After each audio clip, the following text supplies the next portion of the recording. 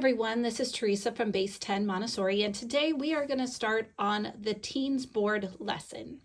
Now, the Teens Board lesson is very simple to start with because in the math albums, we have an important Montessori theory, and that is that we always start with quantity before we introduce symbol. So this first lesson on the Teens Board is going to be all about quantity, and the quantity with the Teens Board is simply the colored beads. So that's all we're working with today. So right here you can see that we have our first set of colored beads. And this is what we're going to start introducing to our student in the Teens Board lesson. Now the Teens Board has two parts to this very first lesson. The first part is simply introducing the colored beads for the first time.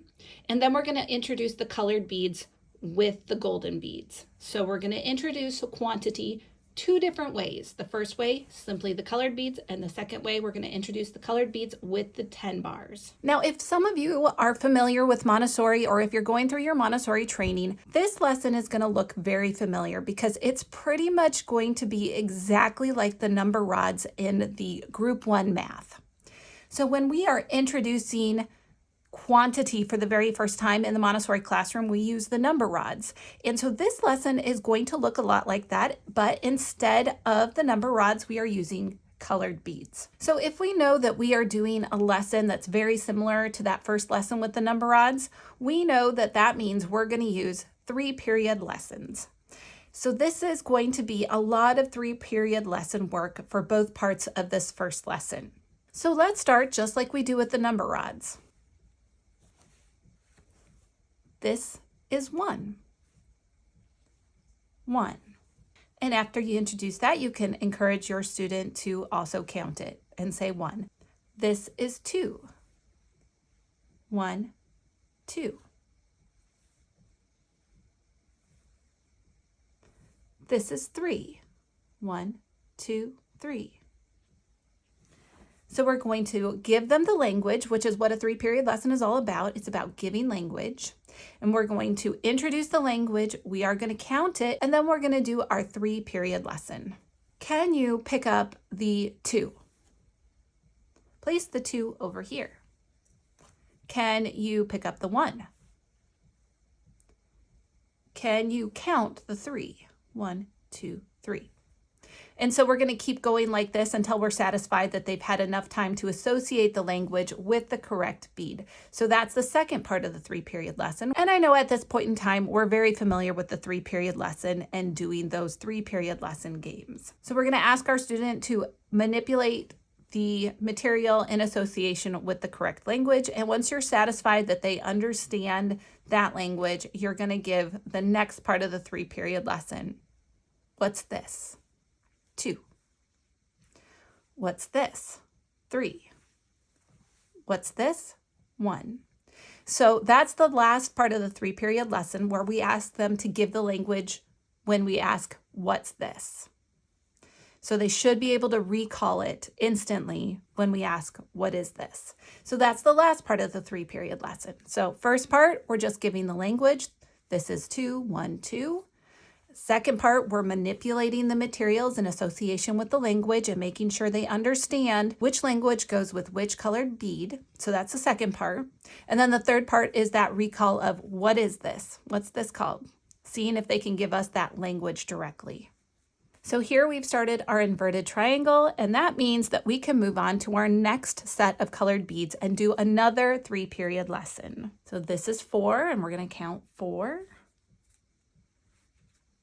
This is 5, and we can go ahead and count the 5. 1, 2, 3, 4, 5.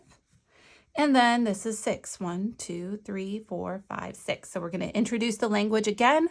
We're going to count it, and then we're going to go into that second part of the 3-period lesson again, where we ask them to manipulate the material. Move the 4 over here. Pick up the 6. Put the 6 over here. Count the 5. 1, 2, 3, 4, 5. However you want to manipulate it in association with the language. That's the second part of the 3-period lesson again. And the third part is asking them to instantly recall the language when we ask them, what is this? What's this called? And see if they can remember it. What's this? Once again, once we have gone through all the parts of the 3-period lesson, we'll show them how to put these into the inverted triangle. We're going to keep going and do this again one more time with the 7, 8, and 9. We do want to go through that formal process with each one with the 3-period lesson and then put it into the inverted triangle and make sure that we have properly introduced this because this is the first time they're working with the colored beads in the classroom. Remember, we haven't actually introduced the bead chains yet. And so this would be the first activity with the colored beads. Once we've introduced all the colored beads with our 3-period lesson and built our inverted triangle, we can move on to the next part. So to start out with the second part of the lesson for the teens board, we have worked extensively with the golden beads in the Montessori classroom before we've gotten to this part. So this is a very familiar material already. Now we're going to put these 10 bars together with our colored beads and introduce the teen numbers, teen quantity. Again, we're going to approach this exactly the same way with the 3-period lesson. So first we have to introduce the material with the language. This is 11. Let's count it. 1, 2, 3, 4, 5, 6, 7, 8, 9, 10, 11. Once you demonstrate that, then you can invite your student to count to 11 as well. Now we're going to move on to 12. This is 12. And again, you can go through counting it and then invite them to count it. This makes 13. And again, we're going to count it and make sure that they count the quantity as they go. So we're going to introduce it, give the language, count it, and then invite our student to count each one. Again, this lesson is all about quantity. So making sure we get the right one-to-one correspondence and count 11, 12, 13 correctly, then we know we can move on. Now, if they're struggling, if this is all that they can handle, this is where you stop with the lesson. But if this is easy for them, then we're going to continue. And this is where you can ask them, can you build 12?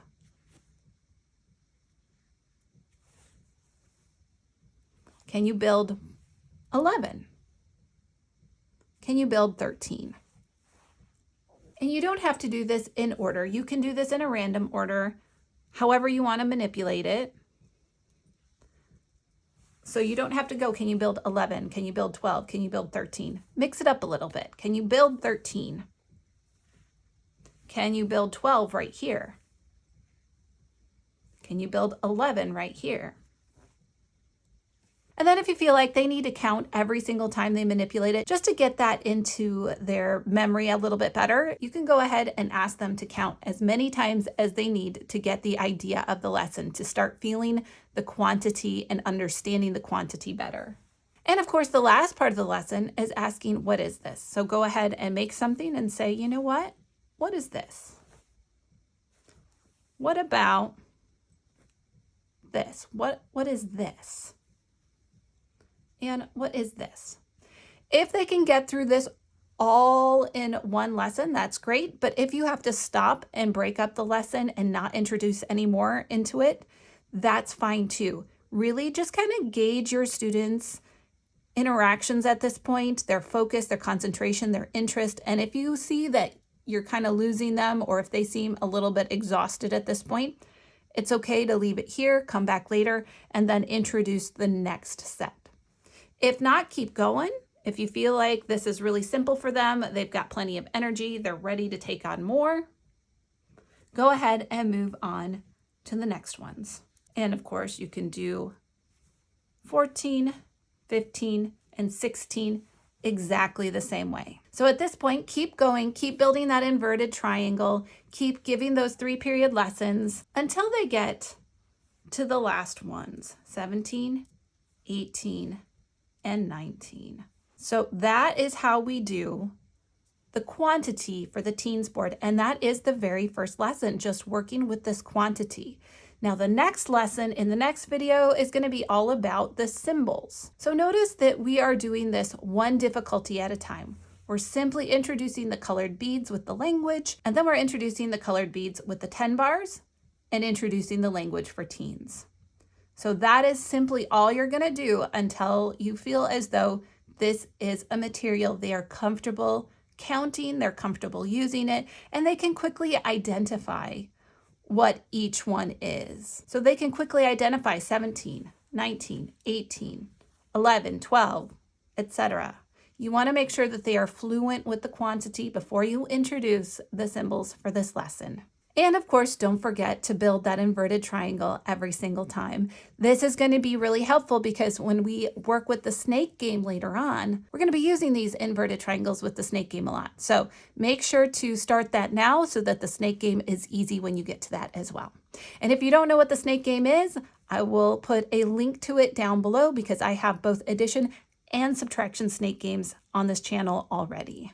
So let's just go over a little bit of theory before I end this video. The formation of large numbers lesson is parallel to the introduction of this lesson. That means you're going to be introducing group 2 lesson on the formation of large numbers, which I do have. It's in my playlist for the decimal system for group 2 math.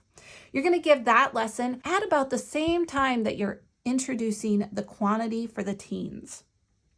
So these are 2 math lessons that you're going to start paralleling with each other. The child has already been working with the decimal system with the golden beads. They're starting to make the formation of large numbers. That means they're building numbers into the thousands. And so when you start working on that and when you start doing the symbols for that, you're going to go back and you're going to introduce these teen numbers and really start working on the teen concept. So that's just an important note for AMI theory. Now, what is the control of error for this lesson? The control of error for this lesson is none. It's within the child. There's nothing to tell them that they're doing it right or wrong. And if you see that they are making mistakes during this lesson, it's very important that you don't correct them. That's not when, where, and how we correct mistakes in the Montessori environment for the 3 to 6-year-olds. Now, this is important to remember that we're working with 3 to 6-year-olds here. You know, this is going to be about the age of a 4-year-old. I know it's going to be a little bit different depending on environment, circumstances, classrooms. So maybe you are introducing this to a child at an older age. But right here, we're talking about AMI theory in the context of a 4-year-old. And so if you are seeing that they are not understanding this, that they're not getting the teen numbers, maybe they can count the quantity up to 9, but the teen numbers are confusing, it probably means they're not quite ready for it. Work with what they do understand and then wait a little bit. See if you can re-present it later on. Or if you really think that they are almost there, they can almost get it, maybe working with an older student that they pair well with can help them get to the rest of the way. But we're not going to do a correction. Now, if another student is working with them and they make some corrections and you say, no, that's not 12, that's 11. If another student is working with them on this and they make the correction, that's fine. We are not going to interrupt that because peer corrections are very different than adult corrections. And so a control of error in your classroom can be other students. But we have to be very careful that they're doing this with grace and courtesy, and also note that the student who's getting the correction can handle it from that student. So you do have to plan these things out. You do have to look at context. But if you see that they're not getting this, we're not going to correct them. We're simply going to take note of the fact maybe this is a little bit difficult. We're going to stop here and say that's enough for this lesson. And you can say that any way you want. You can just say, you know what? That was a big lesson. We have more to learn, but let's put it away for right now and we'll come back to it maybe tomorrow or in a couple days. Let's just practice what we've already done and then we'll come back and do the rest of the lesson later. And so just take note of how your student is feeling. Don't force them to go through everything at once if they don't need to, but of course move through it quickly if you find that it is very easy for them. So it really comes down to context. It comes down to your specific students and your situation. So no control of error on this one. And the direct purpose is to give the language of the teens, to construct the numbers from 11 to 19, to distinguish each number from 1 to 9 as a separate entity, and to show the relationship of each separate number, 1 through 9, to the number 10. What is the relationship between 10 and 9? It makes 19. So that is the direct purpose of this lesson. So that's all I have for you today. That's all there is to introducing the quantity to the teens. If you have any questions, leave a comment down below. The next lesson will be working with the symbols. So we're not putting it together yet. We're not putting the colored beads and the symbols together yet. We're going to wait. There's one more lesson. We're going to introduce the symbols, and then we're going to put both together. So that is all I have for you today. I hope you've liked this video. If you have, don't forget to push the like button, like, share, comment, subscribe to the channel, and I will see you in the next video.